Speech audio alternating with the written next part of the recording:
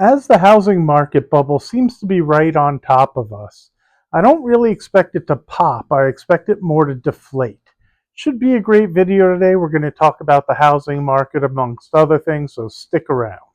Hello, my YouTube friends. Happy Saturday. I hope everybody's having a great day and a good weekend, getting to spend some time with family.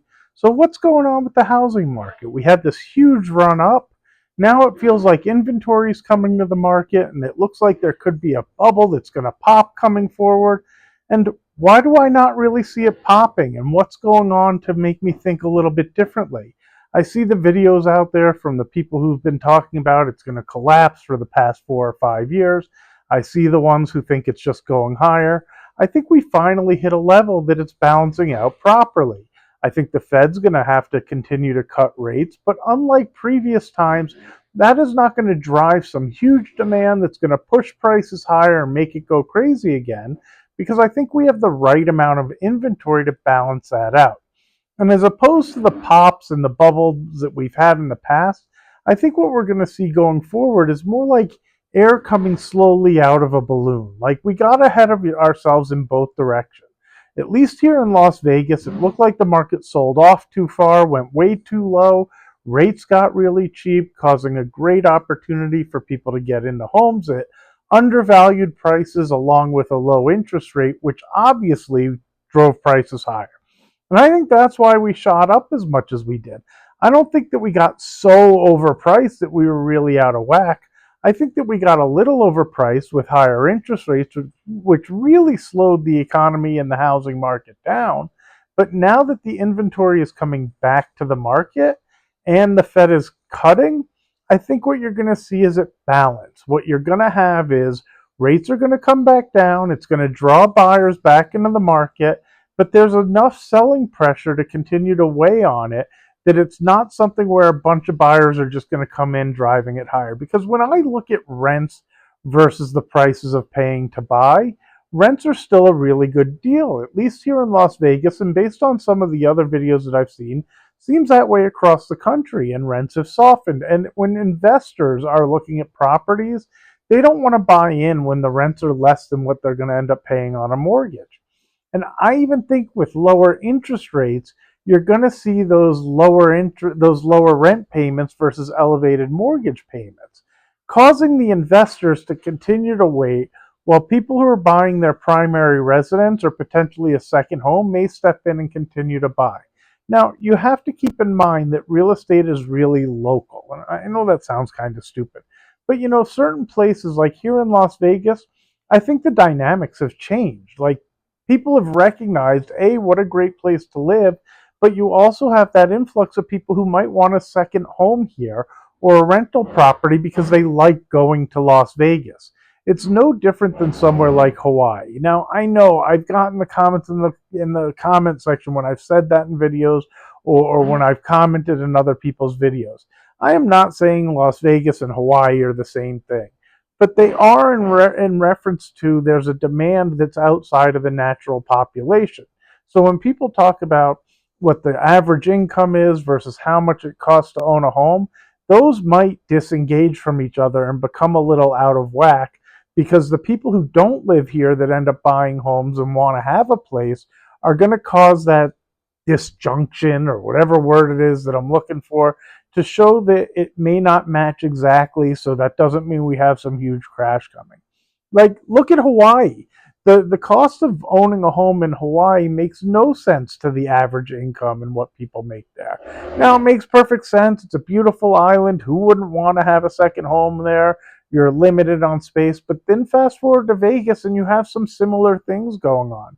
We do not have unlimited land to just build as many homes as possible. We have mountains on one side, plus a lot of the property is owned by the Department of Land Management, and it's not just free land for the builders to take up and start building homes on. Oh, forgive me, running out of breath. But to build homes on. The fact is we just can't build and build and build, and there is demand. You then add, similar to Hawaii, that people like coming to Las Vegas. And those of us who found it differently and started moving here, you start to recognize that the weather is friggin' incredible. I mean, I am in short sleeves and shorts, and we're already into November. That's just crazy to me for somebody who grew up in New York and then lived in Chicago. And while people talk about the crazy hot summers, when I tell you that's about 2 months out of the year, and you get used to it, and that silly comment that you hear about it's a dry heat, that it's true. I would take 110 degrees here in Las Vegas versus 85 and humid in New York. I used to hate the summers. It was so hot and muggy and gross. I was just like, bleh. I live out here in Vegas. Yeah, it gets hot, but it's way different. So you bring that into the housing market, people recognizing it's a really nice place to actually live. The maintenance of homes is really reasonable. The cost of property taxes are really reasonable. And as we're having more influx, the city is beginning to grow in a different way as well. No matter what you like to do, we now kind of have it. We've got entertainment and sports teams. If you like to eat out, we've got some of the top restaurants in the world. We also have all the shows at the casinos. You have opportunities to go to the Sphere now, all the concerts. You add the football team and you add the hockey team. And now we have a baseball team coming and maybe eventually a basketball team. There's also talks about some form of like a Universal Studios, and I don't mean the place to go, have fun, but I mean maybe it's Hollywood Studios where the actors and actresses may start coming out, and we may have more films and things like that. This creates quite a demand. Again, we have enough inventory at this point that it's matching that, even if we have more demand come in. And I think the Fed has done an incredible job. And if they actually continue to do as good a job as they've done, what I would see is the property values in terms of payments kind of leveling out. Because I think inflation has finally reached a point that it's become an issue where people are having a really tough time getting by. Now, also understand when I think of growing up, I was born in the early 70s. So when I started understanding pricing and everything else was in the 80s, and life was not what it was 10 years ago in comparison. People always were struggling and things were expensive and it wasn't so easy to have all of this and all the toys that kids have now and going out to dinner every night and ordering Uber Eats or DoorDash or whatever it is, and just the type of spending that goes on now. People had to be more careful about what they bought because they didn't just make tons of money and able to afford everything. I understand we ended up getting to a point that people seemed to be able to afford whatever they wanted. The cost of living was really good in terms of salaries, but that was not always the case. So when I think about what's going on right now, as much as the videos are going on and on about how it's gone crazy, to me, this is more normal life, and this is what I would expect to happen. Like, I kind of think that people kind of should have struggles and not be able to afford everything, because what causes inflation is too much demand over too few goods. And that's where we really got. And I think the internet was a big cause of that. And the internet's an incredible thing, but it was an ability to be able to kind of lower and lower prices because you could find things from more and more places. I think we got to a point that the margins were so small, companies were struggling to make money, and it had to change. And COVID just sped it up like light speed. You add to that that the finally, like, everything kind of came to this culmination, drove things up too quickly. It went too far, but I do think that we're settling down now, and I think we can all kind of feel it. But that doesn't mean the end is coming or we have some huge recession or all the fear that's going on in those fear-mongering videos. What it does mean is we get back to normal. Hopefully what normal means is stock market continues to chug along, housing market kind of balances itself out, and then it takes time for people to get used to the higher pricing and that that's the way life is. It's funny how I saw two videos this morning with completely opposing views.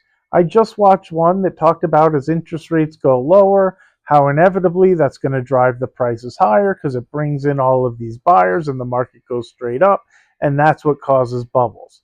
I then saw another video earlier that talked about how there's so much inventory on the market and how it's a huge bubble and the market's going straight down and. And I think it lays somewhere in the middle. Really, I think they've done a good job. We have enough inventory. I think across the country, you will have different pockets of whatever's going on to those individual places. Again, here in Las Vegas, I do think we've transformed. I don't think we're ever going to get back to a time where the market just becomes a super bargain and you can get in really cheap. I think the whole town has shifted, and that won't be the case anymore. Depending on where you live, it'll be different. I would have expected that same type of scenario in Florida if they didn't have the Florida specific issues going on, which shows you how localized real estate is. If Florida didn't have the HOA problem and that building that collapsed and the new requirements for how much money they need in their accounts, on top of the taxes that have gone up, on top of the insurance that's gone through the roof, I would have expected the Florida market to have similar to Las Vegas, where the prices would get really expensive for the area. And they were super depressed for a long time and not make sense. Like I said, I grew up in New York.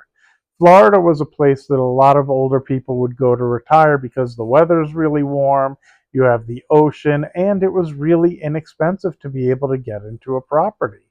Well, I think that people didn't see how great a value it was, and COVID, with being able to work outside the office, allowed people to open up to new opportunities to live somewhere else, which might have been a place where they just loved living because the weather was nice and the other things, and they could work remotely.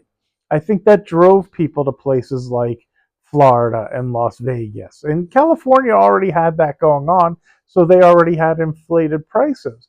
But I think you push that all through with COVID, and yeah, it makes sense that Florida prices spiked. It's a really desirable, cool place to live. So is Vegas. And now it's making more sense in terms of where people actually want to live. And I don't see that ever changing. And maybe the local salaries and the local population will be a little bit priced out if they're not able to compete with the people coming in from other locations that just want to be there because it's such a great place to be. Now, I know I don't normally talk about real estate so much, and I typically focus on the stock market. If you were paying attention all week and watching the price action, Friday was an incredible day in terms of a reversal for what I would be looking at. Now, as always, this is not financial advice. Please do not listen to me or anybody else on YouTube when making financial decisions. I am not a financial advisor, so you need to do your own research, reach out to your financial advisors, and make your own decisions for how you decide to invest your money. Now, what I saw Friday in terms of a trade was a great sell-off that caught itself in reverse, and even after the close, it looked like the market was continuing higher. What I'm really hoping is that the government comes to some resolution or really close to it this weekend, if not early next week, which causes the market to just gap right back up and continue on the uptrend. I've talked about it in other videos. What I really expect is over the next couple of years, we're going to have this parabolic move. And if that comes, then I would probably look to step on the sidelines, take some money off the table, and kind of wait. But in the meantime, nothing has changed. We still feel like we're in a bull market. And these down moves are becoming the setup because it's the buy the dip opportunity that everybody's getting more and more comfortable. And if the dips get bigger and the buying opportunity becomes better, eventually it'll get to the point that nobody thinks it'll ever correct in a meaningful way. And that's when you need to look out below, because markets are markets and they go up, they go down, they have big moves in each direction, and they go a lot further than people ever expect them to do. So if we get to a point that nobody has any concern that they could possibly go lower, I wouldn't be super shocked to see a huge correction. And if you go back to the dot-com bubble, and I have to double check my numbers, I think the NASDAQ dropped something like 90% from the highs. If not, it was 80%. I know we traded up to 5,000, and I also am pretty sure we got below 1,000. I don't know where the dead low was, but that is quite a move. Now, I was watching the futures market, so the cash market might have been a little bit different. When I was on the floor of the exchange, that was when the NASDAQ first started trading down there. We always had the S&P, but the NASDAQ was a bit of a new pit at the time. Obviously, now it's been around a lot longer and the futures still trade, but that was kind of what I was keeping an eye on. Either way, Friday's move looked really good.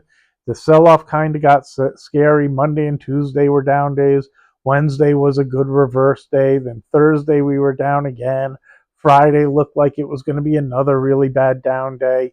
But by the end, things had reversed. Things started looking better. And again, that's where I would hope that the government's getting closer to a resolution. Because if they do get to a resolution and they go back into office and start going to work again, all those salaries go back out. I thought I saw that SNAP is actually going to give the money to people so that they can buy their food. But there are a lot of things going on where people aren't getting salaries and things like SNAP aren't getting funded. And that's going to hurt GDP and make it look in the data like we're having a slowdown, possibly more than we are. But it's going to help the Fed be able to cut rates if they're looking at the data. I almost think it's silly about Powell's whole thing about if you're driving into the fog, you slow down, because he's got to have some understanding that the fog is going to be a slowdown, recognizing that the government shutdown impacts a lot of the money that goes out and a lot of the spending that happens. He should know that the data is going to show that and that it's going to look like we're not as busy as we are. But on the other hand of that, that should be a one-time type of slowdown, because once that money starts flowing again, things will go back to normal. If you're curious, me personally, I plowed into some Amazon. Hopefully it works out. I feel like that is probably one of the most undervalued stocks right now. I actually saw a video from my buddy who does dividend compounders with cheese. I think that, forgive me, Amos, if I got the name of your channel wrong, but he did a great video on Meta as well, where I think it's probably super undervalued also. The only thing that's tough for me is that is by far my largest position, so I don't want to add on to it too much because it just doesn't make sense to be that invested into one company, at least for me. Again, not financial advice. I'd rather be a little more diversified for protection reasons than really push into one or two things like that, trying to beat the market or whatever I'm doing. But I really did put a big trade on in Amazon. Got a little bit nervous when it dropped below 240, but I think that was probably a really good opportunity in a lot of ways, because I already thought the stock was undervalued. Even after the earnings, when it did well, I still feel like it's undervalued and lagging the others. And it's so well diversified and such a great company. If you have a minute and want to watch my videos, I did a couple specifically on it where I talked about Amazon. Anyway, I gotta go. My son's got a swim meet. My wife is already out there. I went and did Miracle League while they went to the swim meet, and I want to go meet them and say hello. She'd like me to bring a little bit of water, so I'm happy to do that. If you haven't already, do me a favor and hit that subscribe button, smash the like button, make some comments in the comment section. And if you have time on Tuesday, I still plan to do another Tuesday live at 11 a.m. Pacific time. I'll make my comment that I know that's a lousy time for everybody else, but it kind of fits my schedule. I'm going to try to stick with that, but to be fair, we're going to go to China for a few weeks, and the time frame is way off, and that's like the middle of the night, so I'm not sure how well I'll be able to stick to it. Anyway, once again, thumbs up, like, subscribe, comments. Have a great rest of your weekend, and I will talk to you guys soon.